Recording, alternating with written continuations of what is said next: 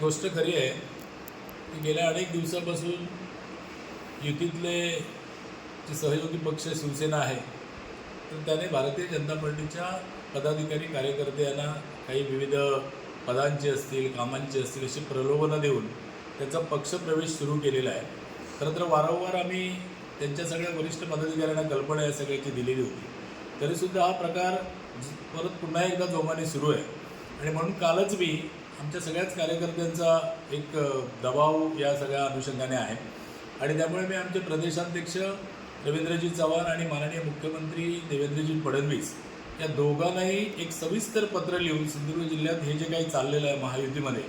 त्या सगळ्याचा मी खुलासा केलेला आहे, त्यांना मी पत्र दिलेलं आहे आणि मला आशा आहे की या सगळ्या पत्रावर नक्कीच विचार होईल।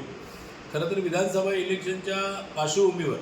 आमचे वरिष्ठ नेते आत्ताचे प्रदेशाध्यक्ष आणि त्यावेळेचे कोकणाचे संपर्क मंत्री सन्मान्य रवींद्रजी चव्हाण साहेब असतील किंवा देवेंद्रजी असतील, त्यांनी सिंधुदुर्ग जिल्ह्यातल्या कार्यकर्त्यांना असं सांगितलं होतं की यावेळेला युतीच्या तिन्ही सीट चांगल्या मताधिक्याने तुम्ही सगळ्यांनी निवडून आणा, एकदिलाने काम करा आणि असं केल्यानंतर जी काही राजकीय परिस्थिती बदलेल त्यामध्ये आपल्या संघटनेला कुठल्याही प्रकारचा धोका पोचणार नाही असं त्या सगळ्या मंडळींनी सांगितलेलं। पण प्रत्यक्षात निवडणुकानंतर उलटं झालं की आमचा सहयोगी पक्ष शिवसेनेचे जे वरिष्ठ पदाधिकारी आहेत, विशेषतः जिल्हाध्यक्ष मंडळी त्यांची जी आहेत ती भारतीय जनता पार्टीच्या कार्यकर्त्यांना बोलून पक्षप्रवेश देऊन आपला पक्ष वाढवण्याचा केविलवाना प्रयत्न करत आहेत आणि मला असं वाटतं की हे युतीच्या आचारसंहितेच्या विरोधात आहे आणि त्यामुळे आम्ही आमच्या वरिष्ठांकडे याची तक्रार केलेली आहे। मला दुसरं असं म्हणायचं की सन्मान्य नारायण राणे साहेब हे आमच्या पक्षाचे ज्येष्ठ नेते आहेत, आमच्या पक्षाचे खासदार आहेत आणि ही दोन्ही जिल्हाध्यक्ष मंडळी राणेसाहेबांना आपला गुरु मानतात आणि गुरु मानत असताना त्यांच्याच ते ज्या पक्षामध्ये आहेत,